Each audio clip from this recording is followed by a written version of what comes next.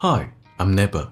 Today, I'll show you how to download and set up DeepSeek AI in 3 simple steps. Open your browser and search for Download LM Studio. Click the first link that appears. Once you're on the website, select the download option for your operating system. I'm using Windows, so I'll download the Windows version. The file is around 460 megabytes. Once it's downloaded, install the program. When you run it for the first time, skip through the setup screens until you reach the main interface. Now it's time to get DeepSeek AI. Use the search icon on the left or the search bar at the top to look for DeepSeek R1. Keep in mind that these are distilled versions of the full model. That means they're smaller, more efficient, and easier to run on your computer while still keeping most of the AI's reasoning power. Depending on your computer's performance, some models might not work. For this tutorial, I'll download the 8B model. 8B stands for the 8 billion data points the model can learn from. The file size is about 5 GB.